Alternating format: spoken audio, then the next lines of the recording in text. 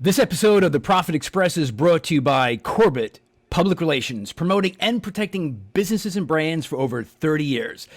Please visit them at corbettpr.com. That's CORBETTPR.com. Well, hello and welcome to the Profit Express. I am Tim Healy, and I'm inviting you to join me each and every week so together we can win the battle for business. Thanks for sharing some of your time with me today. Thanks for being on board. And as I often like to start, I want to start with a question to get you thinking. So if you are that small business owner, you already know the critical importance that the relationship you have with your customers is. However, we're now in a COVID economy. And now more than ever, because so much of how we've done business has changed, I think now is a great time for you to examine your customer service model. Is it still delivering the level of service that you were able to deliver pre-COVID? Because we have so many additional constraints and restraints and anxieties and emotions and stressors that we're dealing with. I really want to have that conversation today. And it's also not just the critical relationship with your customers, of course, but also I want to talk about the relationship you're having with your people, your employees, because whether you are in a retail environment, you are customer facing, your employees or not, they too are dealing with a lot of personal and professional and emotional stresses. So we're also going to talk about how you can even better that relationship as well between you and your employees.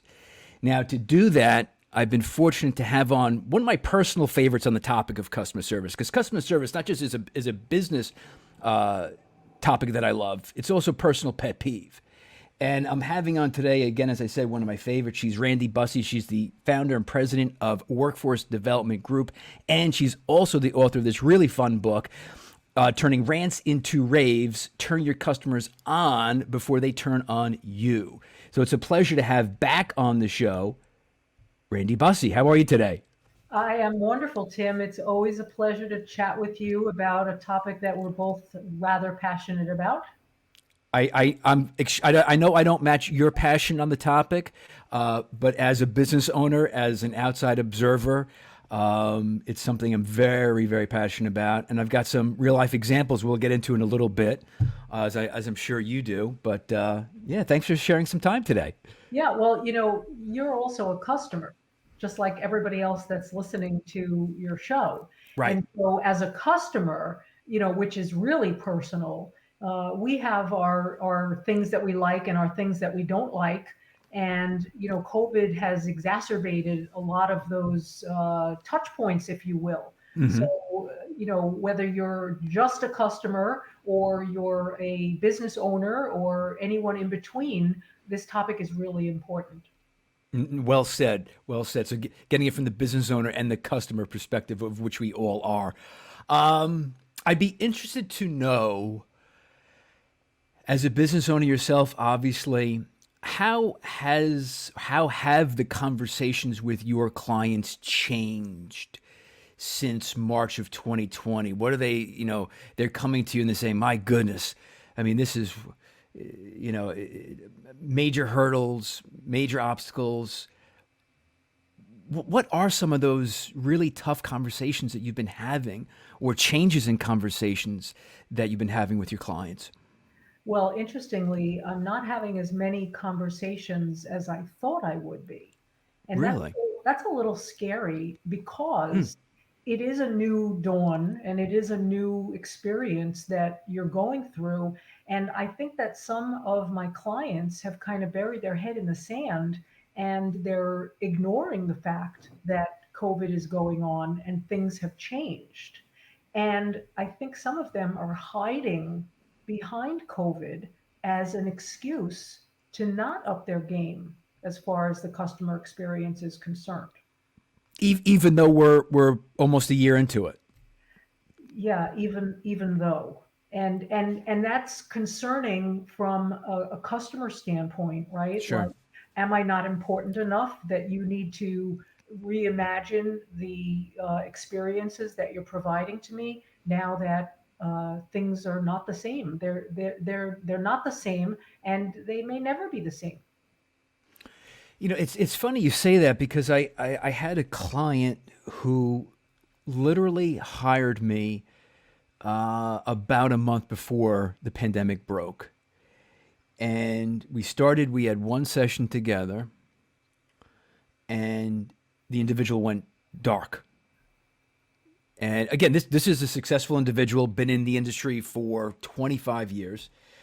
He was looking to up his game. He hired me, reached out, started a relationship. And I can't even begin to tell you how many times I reached out. And it had, see, I think that's an example of just how tremendous the impact has been on people on the emotional side. Mhm. Doing business from home. Whether you have kids under feet or whatever it is.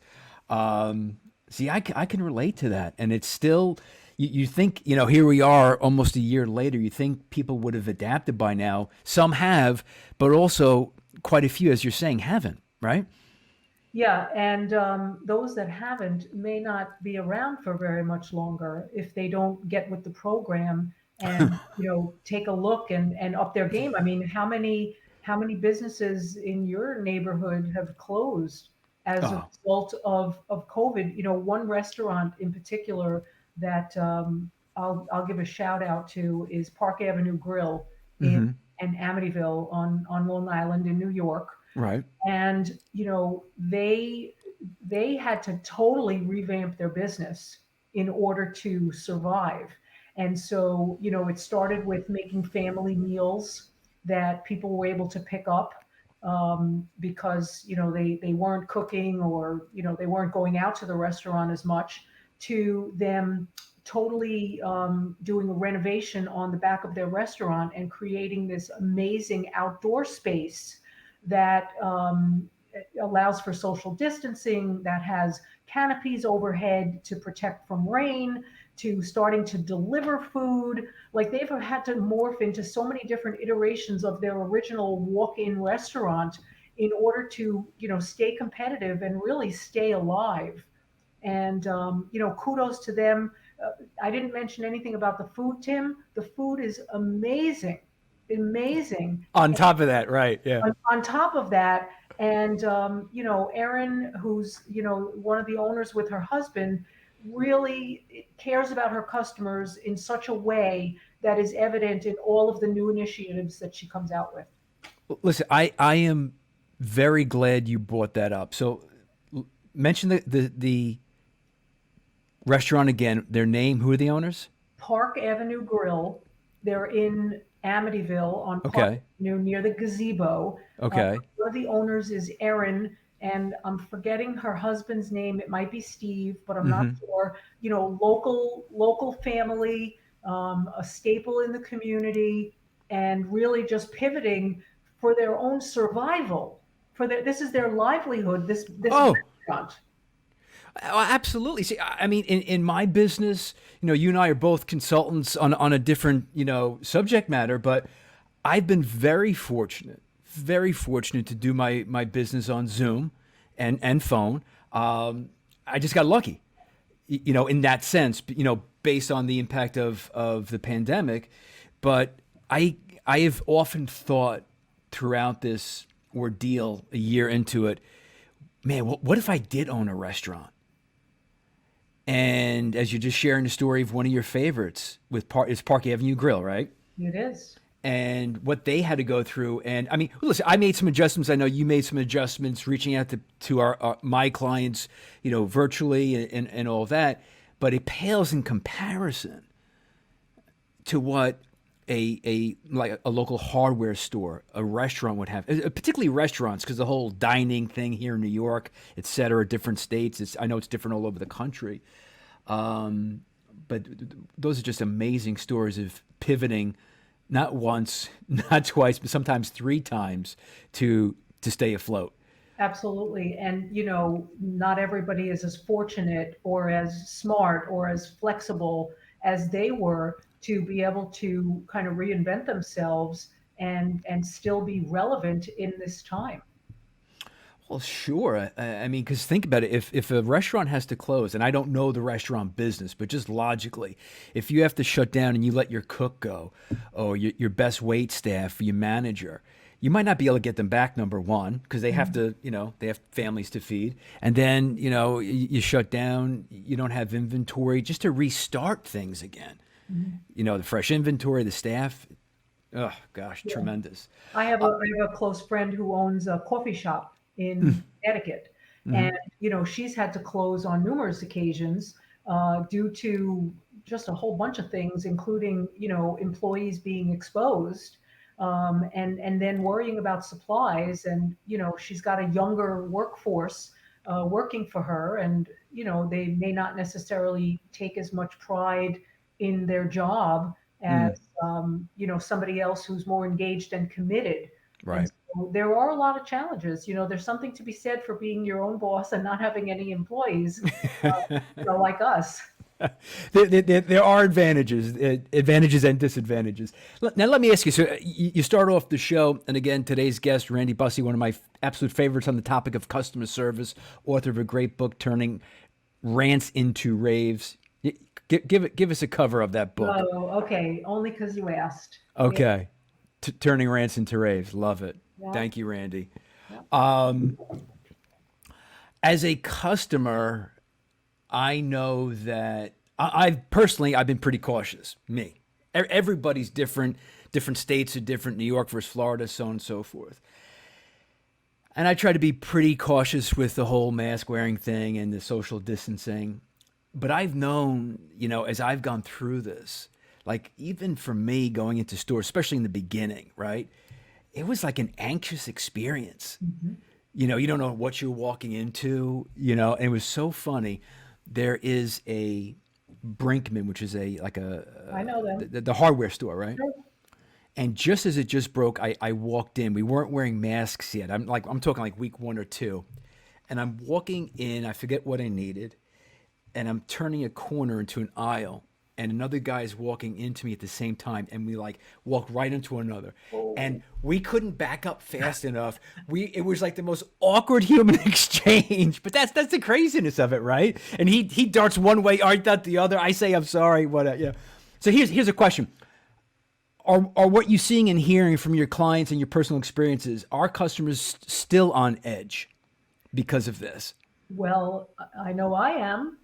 And so, I'm very diligent about my mask. I was actually going to wear my mask to this interview today because I don't know what kind of germs are being transmitted, over StreamYard.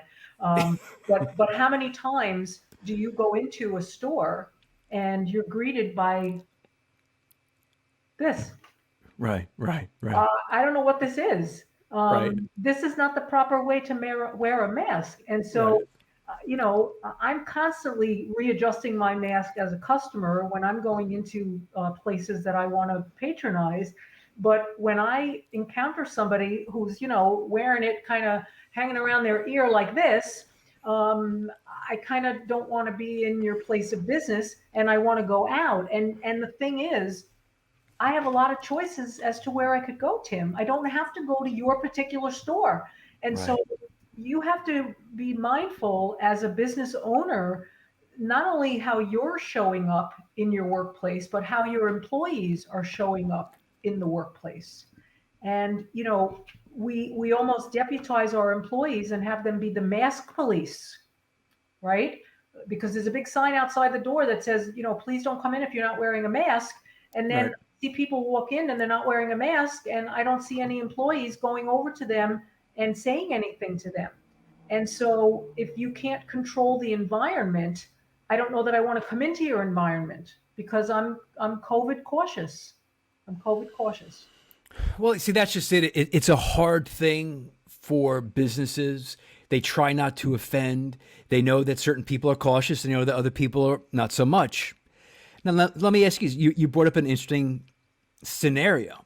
In retail, there's, a lot of younger people, the college kids that are there working.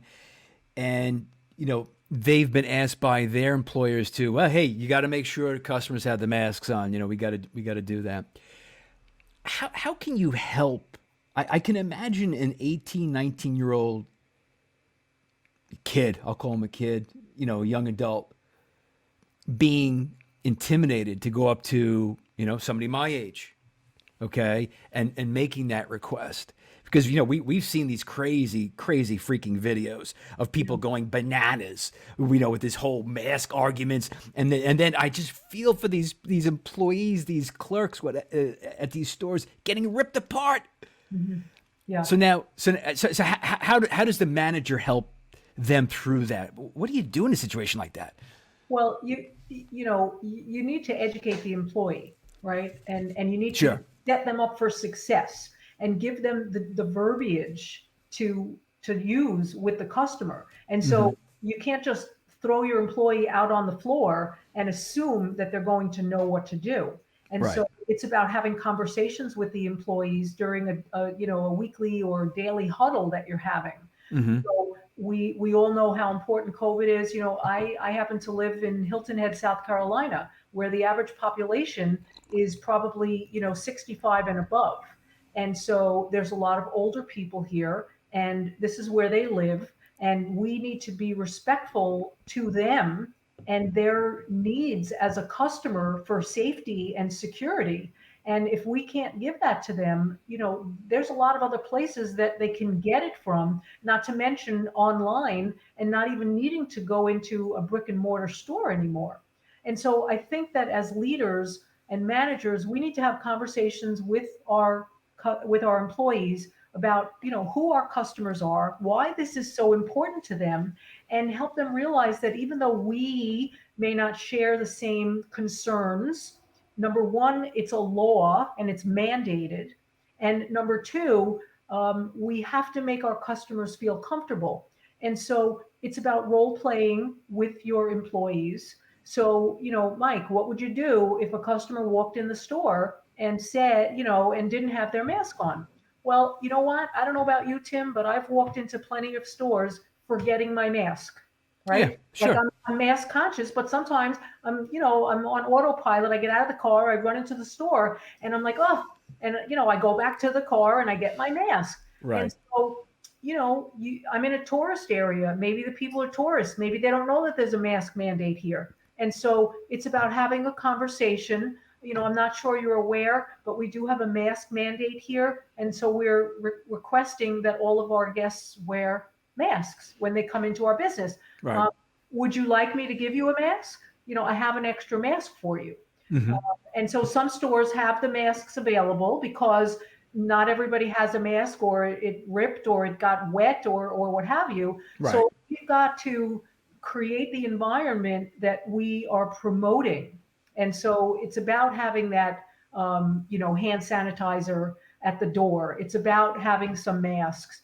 It's about being respectful to our customers, and not only to our customers, Tim, but to our employees, to our shareholders, to protect them at the same time from getting sick. Nobody wants to get this virus. No doubt. And like you said, that like where you're at down in South Carolina, a different population, an older population, they're more at risk. So it's being aware of their needs.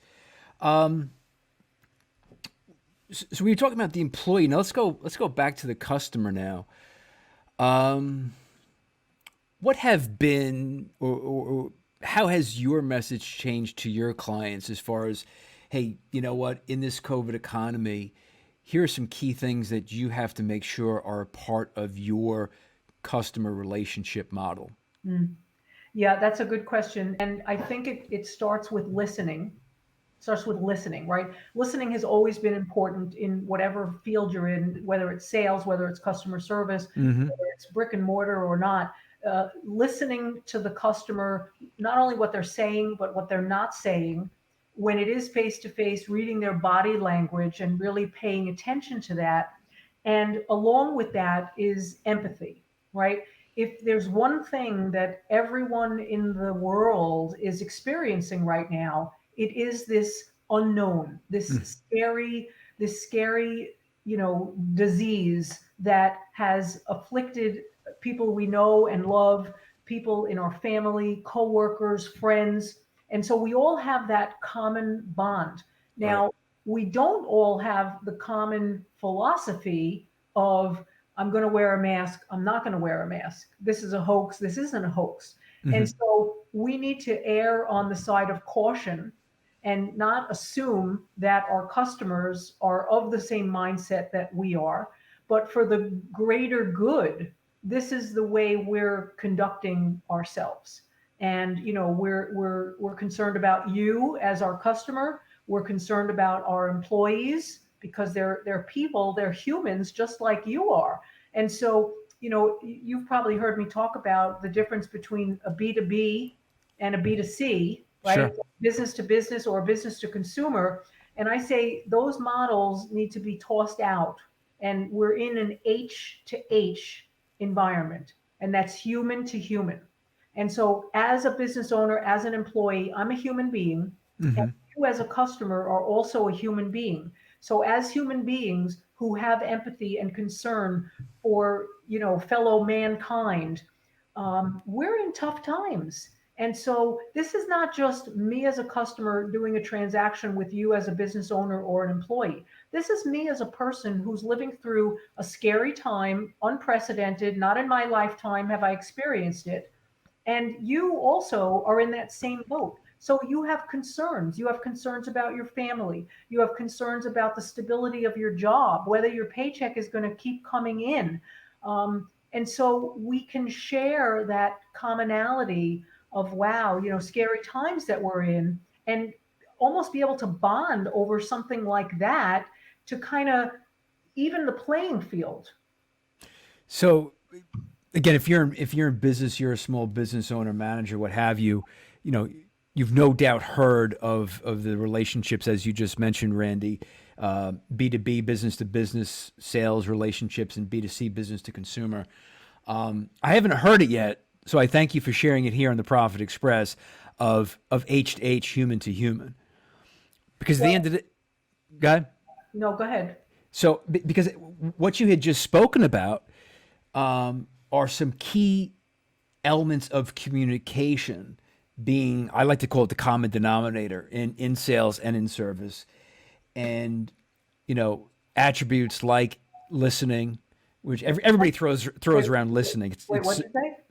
attributes like listening. Oh, listening. I'm sorry. Oh, you see, I fell for that one. I thought maybe the connection broke off for a second.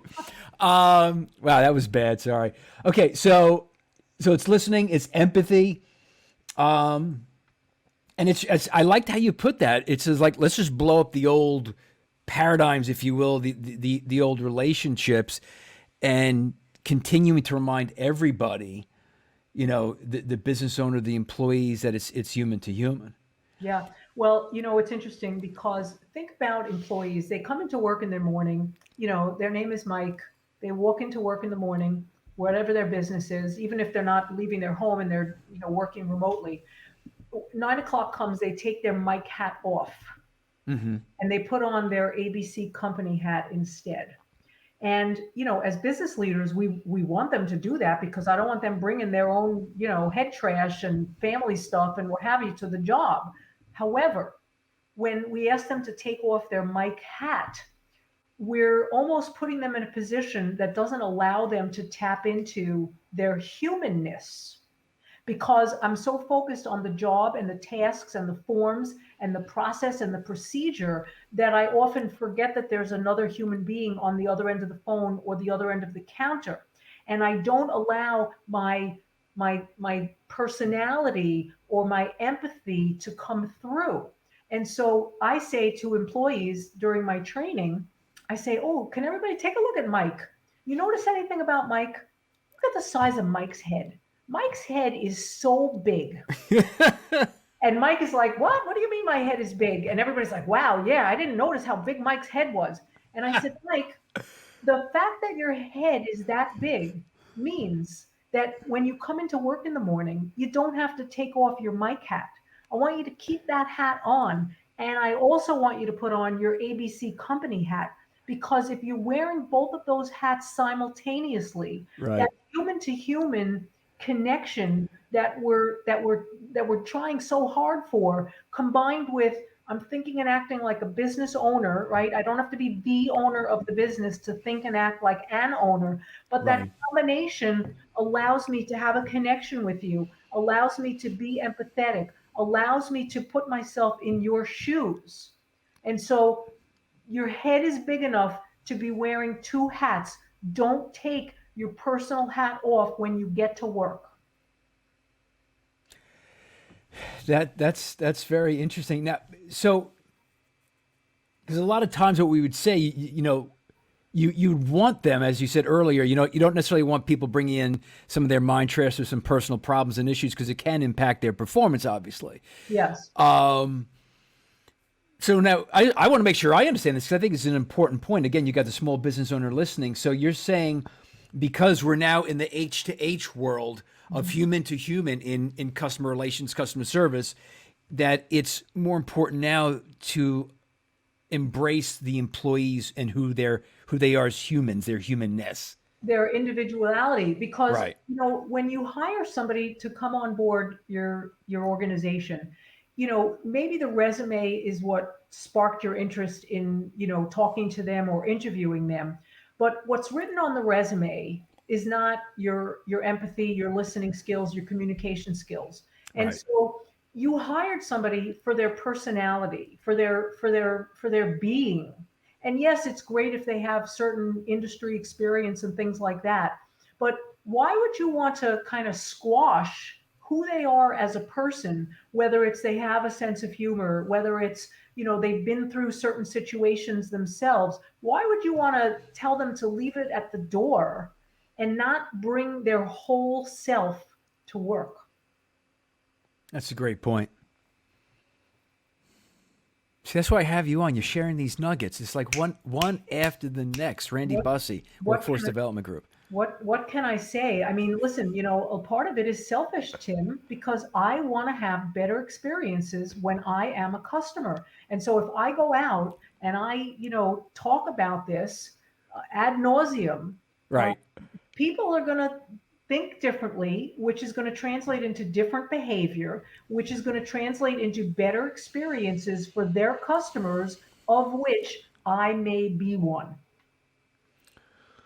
And I want to talk about these experiences that you want to enjoy as the customer. We'll get to that in just a sec. Today's episode of The Profit Express is brought to you by Corbett Public Relations, promoting and protecting businesses and brands for over 30 years. Please visit them at corbettpr.com. That's CORBETTPR.com. And today we have Randi Busse, the founder and president of Workforce Development Group. And as you often know in my shows, I like to throw out a question. I want to get you thinking. I want you engaged. And my question for the small business owner out there who's tuning in, listening, watching, is you understand, at least you certainly should, the critical importance of your relationship with your customers. But have you, or when was the last time you really examined your customer service model, especially in a COVID economy? And the conversation is certainly a timely one. It's one that I want to have Randi on, who's one of my personal favorites on the topic of customer service. And she's also author of the fun book, Turning Rants Into Raves. Now, Randi, so we talk about our own personal issues regarding customer service. And so you've been on the show before. And although it's hard to get you on, I mean, you know how many calls I had to make? It was finally I got through, but I had to pull lots of strings. But thank you again for being on today. Yeah, well, the only reason I'm here is because of the blue shirt. You Just, like the blue shirt. I am loving that blue shirt, and I might want to get myself one because I know I could. I could connect you. So which great segue. It leads into all right. So I had two customer service experiences very recently. So one happened yesterday where my phone, I dropped it. All of a sudden, it would not take a charge. It died. I did all the things online. I researched it. It died. And, every business owner out there knows that if you don't have your cell phone, I mean, it's not a pleasant experience. Mhm. So I go to Verizon yesterday and I've had Verizon. The service is fine. And I go to buy the phone and I'm on the clock, right? I get there early in the morning. I got a 1 o'clock and I got a 4 o'clock on the schedule yesterday. So I had a funny feeling it wouldn't be fixed, right? Because, it's just, I don't have the time to go and da da da da. So I knew I was going to end up buying a phone. I resigned myself to that fact. So the sales rep, and they're sales, it's commission, and I understand the world of sales and commission. I appreciate it and respect it. That's how this guy eats. So he goes through the whole routine. I chose, this is the mini because I don't like a big phone. It's the 12 mini, I believe. I said, all right, great. Let's do this. Let's wrap it up because I know you got to transfer the phones and all that stuff. So I'm sitting there and I got my mask on. And I got my winter jacket on. I didn't even think to take it off. I got my glasses on, so I'm like half fogging my glasses. And this guy is pitching me everything. Everything. It wouldn't stop. And at first, I made a joke. I'm like, man, I said, they're really pushing you hard. I said, you got your quota going on, just back and forth. I said, how many questions do you have to ask me? He's like, yeah, I know it's a lot. And so he kind of pokes at the experience, right? But he keeps asking me, even if I drop some subtle hints. But I was held, and this is why I'm sharing it. I felt like I was held captive. Mm-hmm. I had to get the phone. Yeah. I wasn't walking out without the phone. He knew that. Yeah.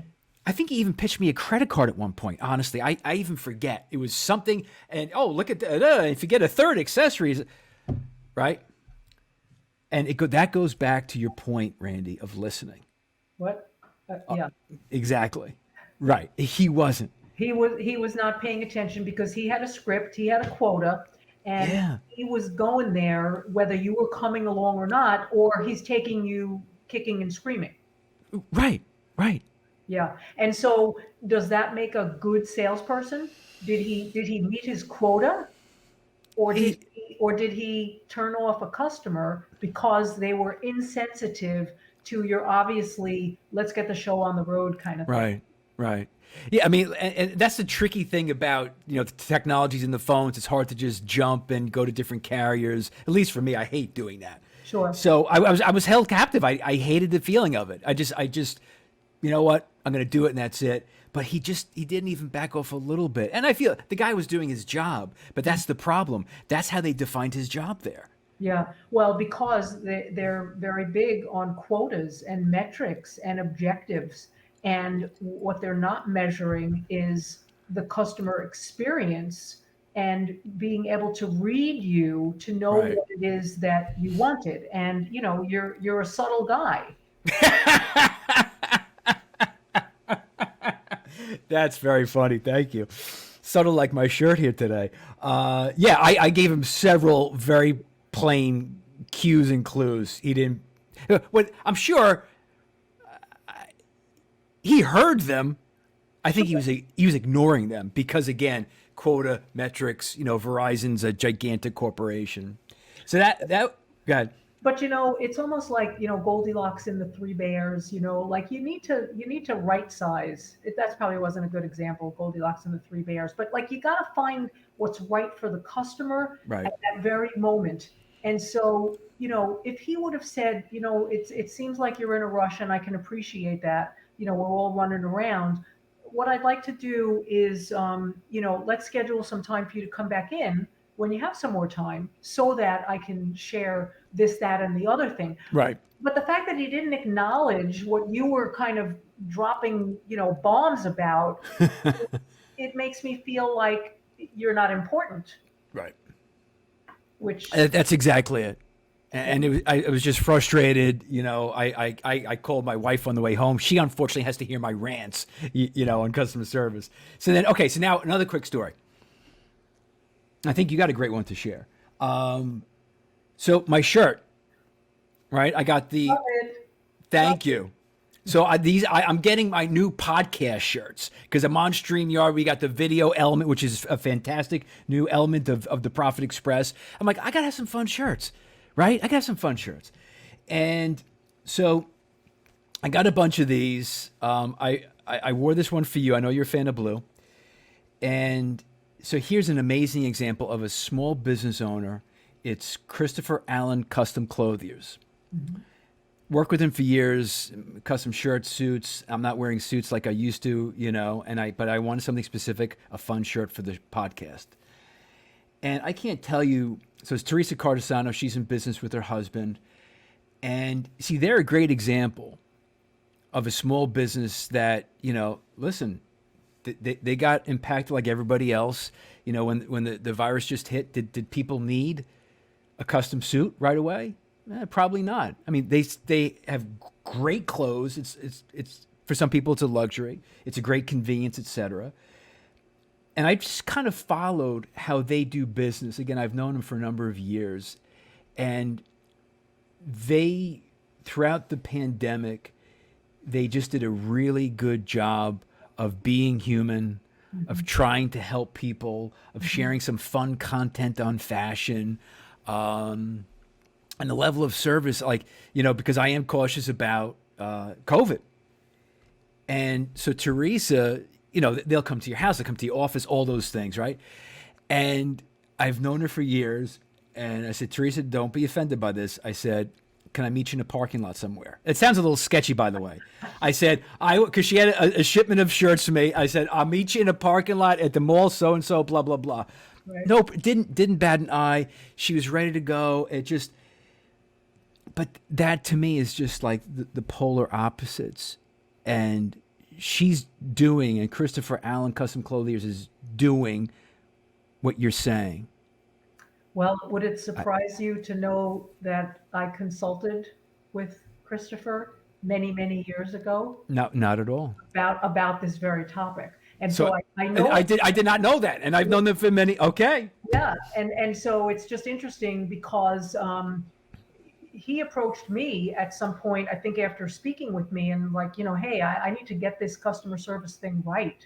And so I'm thrilled to hear that he's thriving and continues to personalize the experience. I mean, when you think about it, he's personalizing and customizing your clothes, right. which are so intimate. Yeah, So why wouldn't you carry that through and be accommodating and a chameleon, and be able to pivot on a dime? And one of the things that I was going to suggest to you in terms of how you should be approaching customers, it shouldn't be approaching them to sell them something.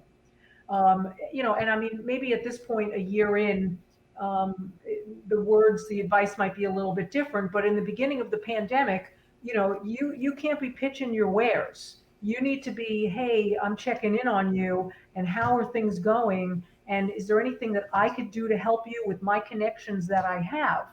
And so, as the year has progressed, and this isn't going away, we can't veer off of that path because right, they're not just a custom clothier, right? They're a trusted advisor to you, and their sphere of clients and connections could be a resource to other clients and connections. And so the smart business people are the ones that are going to kind of look outward and not inward, and not be so me focused and my business. Just going back to Park Avenue Grill, they were providing free food to hospitals on a regular basis. In the beginning of the pandemic, I'm sure they're probably still giving, but because they're her client base, and right. here are people that are putting their lives on the line every day for us in the medical field, but so are the grocery workers, and so are Oh, I mean, so are the restaurant workers, so are so many people. What about the school teachers? What about the school teachers that are exposing themselves every day, for our kids, for our family, for the community? And so we need to be outward thinking, the community at right. large, how we can, potentially help them. So it's funny. So you shared your personal story at Park Avenue Grill in Amityville here on Long Island. I shared it with Christopher Allen Custom Clothiers, and they just they did a great job of communicating because I followed them throughout the pandemic on social. We're all connected. And Hmm. just the message, it's not like they were banging people over the head with sales and all that, but it was just good messages. It was fun messages. They were empathetic. They shared great tips. So, because this is the thing, whether it's custom clothiers, whether it's the restaurant, they're not the Amazons and the Walmarts of the world who actually have hugely benefited from this. Hmm. Hugely benefited. Sure. And they're having to pivot, and they've done it. So to even just highlight a few of them, I mean, we could have a show just highlighting just the names of all these amazing local small businesses. So has there been, and again, today's guest, Randi Busse, the owner and president of Workforce Development Group. And what's that book you wrote? You wrote a book. It's I wrote a book. it's you got a cover. It's rants. It's I did. raves. It's There you go. turning rants into raves. Turn your customers on before they turn on you. Yeah, that's the book. Love it. Now, so let me ask you this then. Um,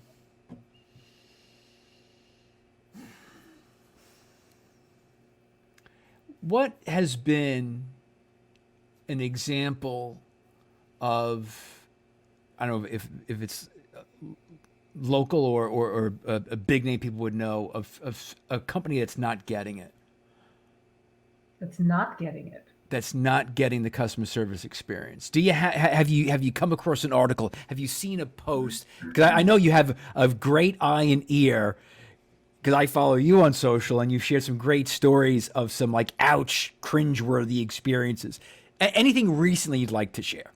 Yeah, there's a Facebook group that I follow. I'm not going to say what the name of it is, but Right. it's about companies that are following COVID protocols.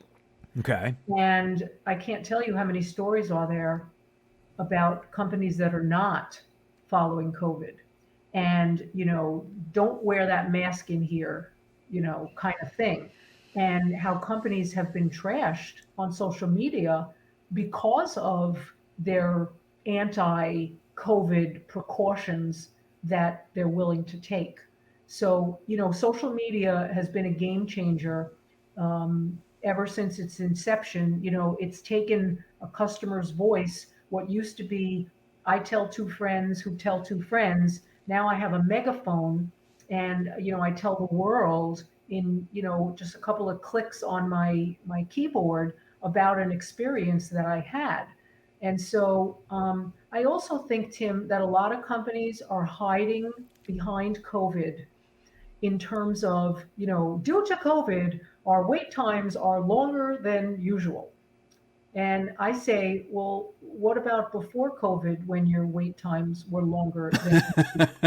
And so I think that if it's in terms of manning phones and having, people to answer the phone or registers open in a store, I think that businesses expect customers to be more understanding and tolerant during these times because it is COVID after all. But at the same time, I think that companies are using that as an excuse to not up their game. And we've become an instant gratification nation, right? uh, Oh, I heard somebody talking the other day. They said that in the maybe not the beginning of the pandemic, but early enough on, they were waiting for a package from Amazon, and it didn't come in 2 days. And she was like, "What do you mean a week? Like, this is ridiculous." And so we've had to change our expectations. I will share with you how, one. how can I wait for toilet paper for a week? I don't understand. That's, Oh, you can't get that anywhere. Are you kidding me? One place that I do think has kind of gotten it is the public library.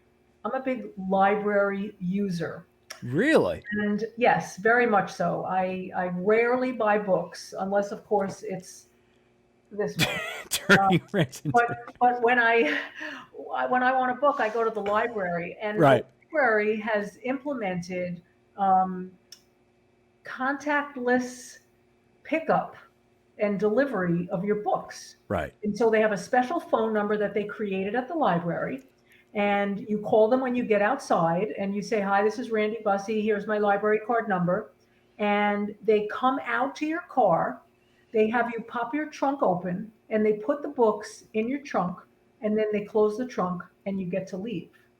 Now, I think that's a fabulous service that only was born because of the pandemic. But think about moms with kids and how hard it is sometimes to, get all the kids out of the car, Ah, out of the car seat, bundle them up, put them in a stroller. I mean, this is like a perk that should never go away. And, larger organizations like a Walmart, like a Target, like Sam's Club. I went to Sam's Club yesterday. I placed an order online and, I texted them when I got there. And 5 minutes later, the guy was putting my creamy almond butter in the trunk of my car. And so we are now going to have higher expectations about our experiences. We want them to be contactless. We want them to be quick. The guy was very friendly when, he was talking to me. He's like, "I hate to ask you this, but I need to check your driver's license because we've had some people, wait. He checked your driver's license for creamy almond butter. well, I did buy 6 jars of it. So Oh, okay. yes, he Okay. did. Well, because customers are just showing up in a spot. Oh, I'm in spot number one, and they're bringing Yeah. orders out, and it's not their order. So unfortunately, there are some unscrupulous customers who are trying to take advantage of COVID and Right. other things. But you know, I for one was never an online shopper, and let me tell you, every night my mo is get on Facebook. I have some deals of the day group that I belong to, and last night I bought a basting brush because I've been doing a lot of cooking since I'm home, and the bristles are falling out of my brush, so I bought a silicone one. So you're welcome, Amazon. $8 last night. It's funny. I was like you too. I was an in-store kind of guy. Even my bank, I enjoyed going. I was on the road a lot. I enjoyed going, and look, I developed relationships with my branch manager, which as a business owner is a smart thing to do. But I too, like I think just about every human being in America and the planet, well, certainly America, has taken advantage of Amazon, for all the reasons. And now, see, you brought up a very good point. I didn't think about it, where because of the curbside pickup, we're not going to want to go away from that. It's too darn good. Yeah. Wait, I popped the trunk. Hey, thanks. Here's my license. I'm out of here. Right. Yep. That's not going away. So that's an interesting way to look at it. I really didn't consider that. So now let me ask you this, because it's the Profit Express. We're big proponents and big fans for the small businesses of the world, for the Park Avenue Cafe, right? Did I Grill. get that right? Grill. Grill. I'm sorry, Park Avenue Grill. Sorry. So from your perspective, I think if you took a survey of most Americans, okay, we're going to admit that, yeah, we take advantage of Amazon and its convenience, okay. But nobody really wants Main Street to go away. And there's lots of boarded up streets. There's lots of for rent signs in these storefronts. Because listen, there is a certain joy going out and going to a brick and mortar local. Sure. Exactly. Right. So here's my question for you. The average American wants to support Main Street. Sometimes they think, the Amazons are the bullies of the world, whatever. But how can a business owner, whether it's a restaurant, whether it's a florist, etc., take advantage of what's going on now? Maybe separate themselves from the Walmart, from the Amazon. Because, this is a growing experience for everybody in a lot of different ways. So how can they take advantage of it to, to grow, to sustain their business? Yeah. Well, it goes to don't stop what is working, right? That curbside delivery. Don't be like, "Oh, the pandemic's over. We're not going to do this anymore." Well, you kind of groomed us for this. and you can't take it away from us now because it's Right. worked really well for us. So I think you need to continue doing what you're doing. And I want to just go back to, what you said a minute ago about your customers want you to succeed. They Yeah. want you because listen, they vetted you out. They've tried your product or your service. They know you're good, you're reliable, you're dependable, you have a good product, you provide a good experience, and so they're rooting for you. And so, going back to Park Avenue Grill, I can't tell you how many people on Facebook, on their group, on their page, have said, how can we support you? And and so she said, buy gift certificates because maybe you're not dining out now, but you're going to in the future. And so we want businesses that take good care of us to succeed. And so it almost becomes a partnership. And, when you said, how could small businesses take advantage of? I don't want them to take advantage of, right? I want them to work together to continue to be able to provide the product or service that they do in a manner that takes into consideration the needs of the customer and not just the needs of their business or what's easier for them. That takes me to the P word, right? It's our policy. Did you get wet when I said that? Because A little bit. I Yeah, know, a little yeah, schmutz. Yeah. Thank you. because when people quote policy, it's our policy. It's like they want to like jam it into you.